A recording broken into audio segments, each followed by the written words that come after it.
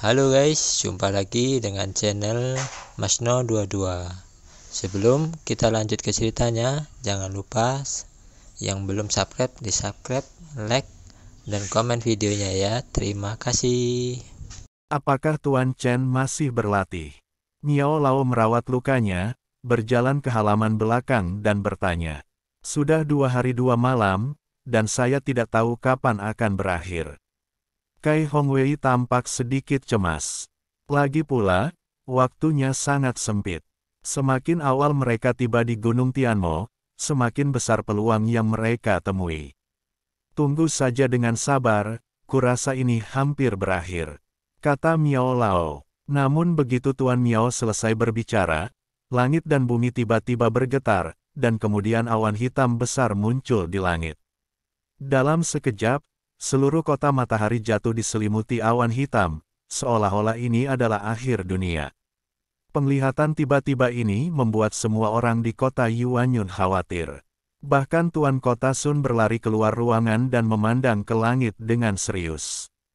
Apa yang terjadi? Kai Hongwei bertanya dengan suara gemetar. Tuan Miao tampak serius dan menggelengkan kepalanya, saya juga tidak tahu. Apakah tidak ada pembudidaya iblis yang datang? Melihat awan yang membutuhkan itu, Kai Qianan berkata dengan ketakutan. Ya, itu pasti seorang kultivator iblis. Saya bisa merasakan aura dari kultivator iblis. Miao Miao menggema. Kedua gadis itu belum pernah melihat pemandangan seperti itu sebelumnya, dan wajah mereka menjadi pucat karena ketakutan. Diam, di mana para penggarap iblis? Masih ada penggarap iblis yang berani bertindak begitu terang-terangan. Tuan Miao memelototi Miao Miao dan berkata, awan hitam semakin rendah dan semua orang merasa seolah-olah ada batu besar yang membebani hati mereka, membuat mereka agak terengah-engah. Perasaan ini seperti tekanan yang dibawa oleh kedatangan makhluk abadi. Tiba-tiba, terdengar suara gemuruh di awan hitam, seolah-olah ada banyak tentara dan jenderal surgawi yang berlari di awan hitam. Sambaran petir menyambar tanpa peringatan, dan lokasinya adalah halaman belakang Lao Fei, tempat Chen Ping berlatih. Persegi, sambaran petir ini menyambar dan langsung menimbulkan pemandangan tak berujung. Miao Lao dan lainnya yang awalnya menjaga halaman belakang langsung terpesona. Semua orang terbang puluhan meter jauhnya. Semua rumah di halaman belakang berubah menjadi bubuk saat petir menyambar. Bahkan rumah tuan kota di sebelahnya pun terpengaruh, dan bahkan tuan kota kecil itu begitu terguncang oleh kekuatan ini sehingga dia mundur beberapa langkah. Apa sebenarnya ini? Tuan Kota Sun mengerutkan kening, melompat, terbang di atas rumah Tuan Kota, dan mendarat di halaman Lao Jia. Pada saat ini, Miao Lao dan Lao Jia baru saja naik dari tanah dengan malu. Lalu semua orang melihat apa yang mereka lihat dengan kaget. Saya melihat Chen Ping duduk bersila di bawah pohon peri, dan pohon peri telah layu. Pakaian Chen Ping juga menjadi compang-camping. Mungkinkah tadi itu adalah bencana petir? Kai Hongwei berkata dengan kaget. Guntur kesengsaraan. Tuan Miao juga menunggu sampai matanya terbuka. Awan hitam di langit ini adalah awan bencana guntur. Bagaimana bisa ada awan bencana guntur seperti itu? Tidak mungkin. Bencana guntur semacam ini adalah sesuatu yang bahkan tidak dapat dihadapi oleh mereka yang naik ke atas. Terobosannya sekarang hanyalah melampaui alam kesengsaraan. Jika dia menderita badai petir seperti itu, bukankah itu berarti dia akan musnah menjadi abu? Kita semua telah menerobos alam melampaui kesengsaraan dan menderita kesengsaraan guntur. Siapa yang pernah melihat awan kesengsaraan guntur yang begitu menakutkan? Tuan Kota Sun segera membalas. Meskipun alam mengatasi kesengsaraan adalah alam yang paling sulit bagi para beku, dan mungkin hanya ada sedikit beku yang dapat menerobos alam mengatasi kesengsaraan, hal itu tidak terlalu menakutkan. Jika ini adalah kesengsaraan guntur yang mengerikan, apalagi 1 dalam 100 mil, saya khawatir tidak ada satupun biksu di seluruh surga dan dunia manusia yang dapat menerobos alam kesengsaraan. Saat Tuan Kota Sun selesai berbicara, sambaran petir lainnya terjadi. Semua orang melihatnya dengan mata kepala sendiri. Sambaran petir itu menghantam Chen Ping dengan keras. Semua pakaian di tubuh Chen Ping hancur total, dan kulit emasnya terlihat. Cahaya keemasan ini bukanlah penggunaan tubuh emas yang tidak bisa dihancurkan oleh Chen Ping, tetapi cahaya tubuh fisik Chen Ping. Melihat pemandangan ini, semua orang tercengang. Karena kekuatan fisik Chen Ping berada di luar imajinasi semua orang. Ini bencana petir, pasti guntur. Kai Hongwei berteriak kaget. Bahkan jika dia tidak mengatakan apapun, semua orang akan tahu bahwa ini adalah bencana petir. Tapi Chen Ping benar-benar menggunakan tubuhnya untuk menahan bencana petir yang menyimpang. Mungkinkah dia akan mati? Guru sedang mengendalikan tubuh fisiknya. Setelah kesengsaraan guntur ini, tubuh fisiknya akan menjadi lebih kuat. Huo Feng melihat niat Chen Ping dan berkata perlahan. Kata-kata Huo Feng membuat semua orang menatap kosong, tidak bisa berkata-kata.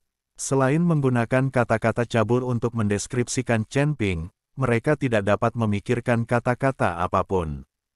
Bencana petir kembali turun dari langit, meski semua orang bersembunyi jauh bahkan memasang penghalang di hadapan mereka tetap bisa merasakan teror bencana petir ini.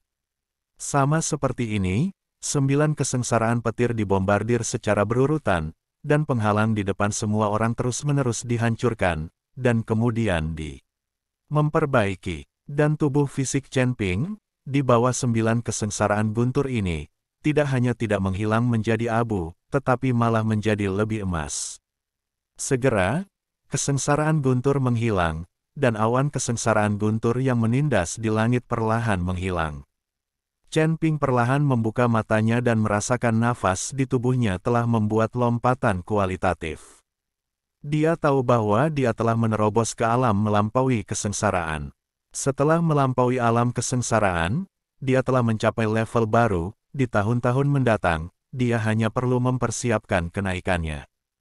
Chen Ping berdiri, kekuatan di tubuhnya sepertinya masih mendidih.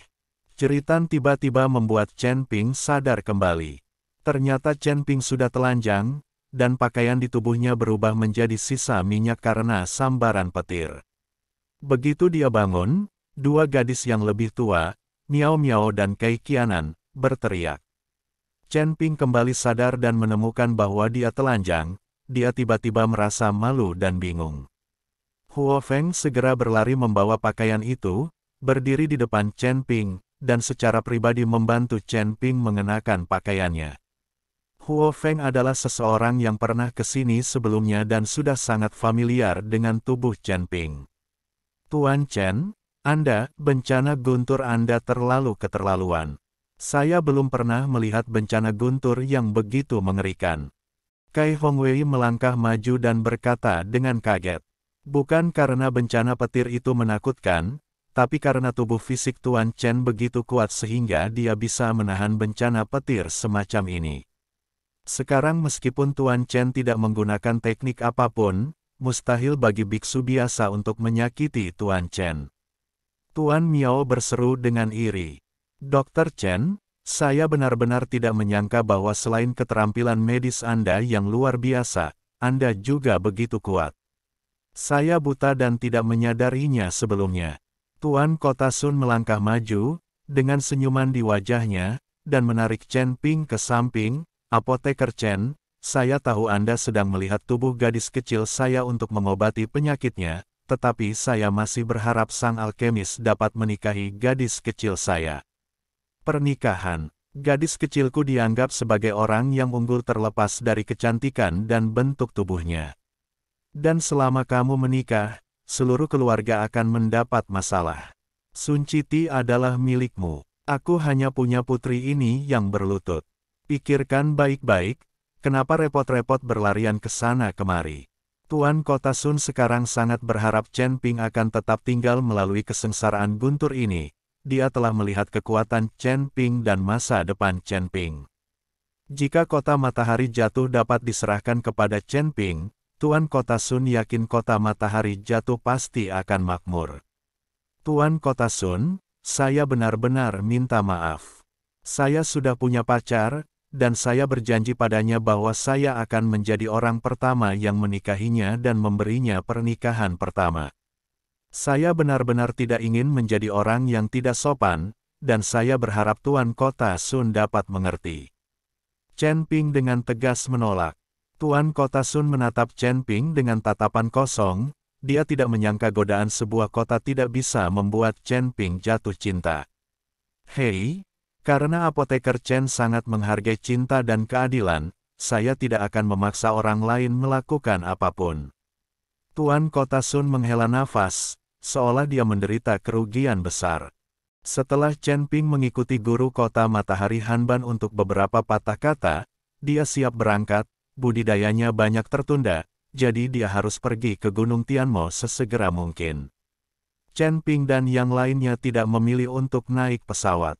Bagaimanapun, kota Matahari Jatuh tidak terlalu jauh dari Gunung Tianmo. Ada banyak biksu yang bergegas ke Gunung Tianmo.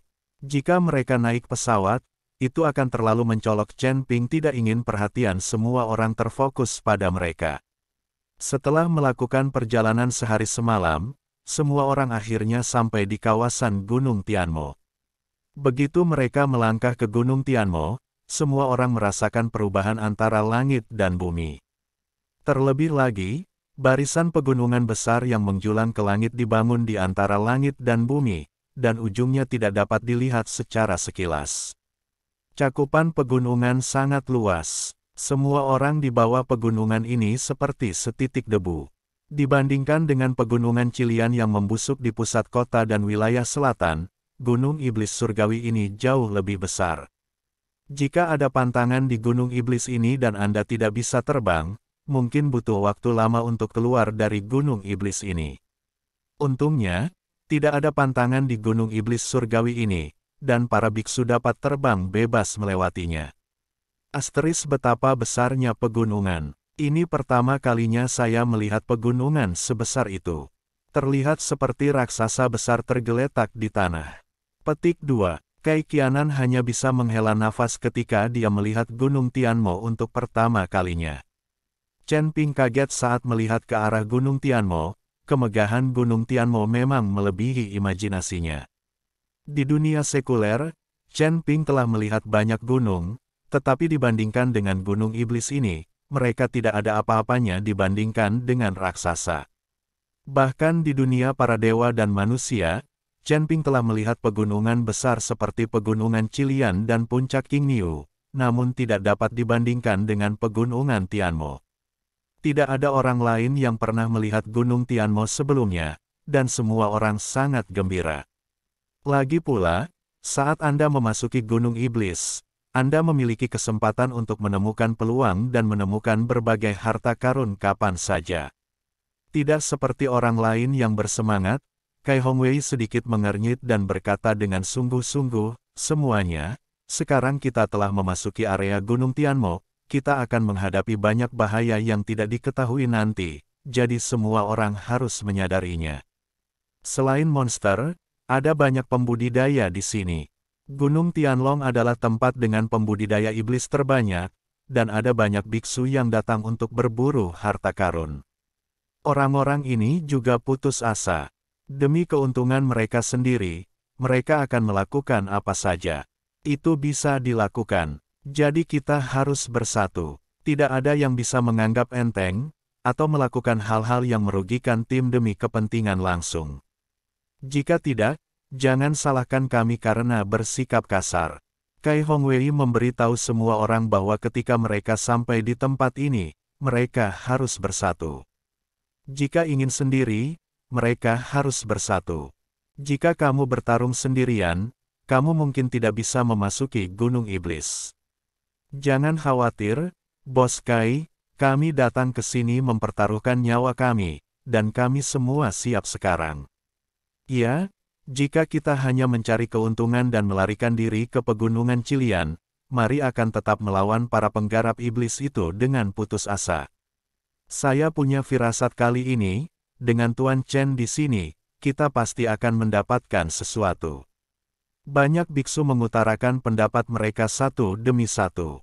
Jika mereka semua melarikan diri saat berada di pegunungan Qilian dan meninggalkan Chen Ping sendirian, Chen Ping mungkin akan melakukannya. Itu akan jatuh ke tangan Penatua Fei.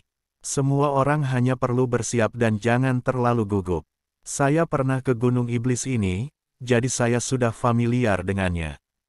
Dibandingkan dengan banyak orang yang belum pernah ke sini sebelumnya, kami memiliki keuntungan. Kali ini kita belum mengetahui secara spesifik lokasi medan pertempuran para dewa dan iblis, jadi kita perlu bersabar dan mencari secara perlahan. Selain itu, kita harus bersiap untuk bertahan di Gunung Iblis ini dalam waktu yang lama. Kai Hongwei menghibur semua orang, dia tidak bisa membiarkan hati semua orang runtuh sebelum mereka memasuki Gunung Iblis. Sudah waktunya untuk mengingatkan dan menghibur, yang juga mencerminkan kemampuan Kai Hongwei sebagai pemimpin tim. Bagaimanapun, dia dianggap orang tua dan tahu cara memimpin orang.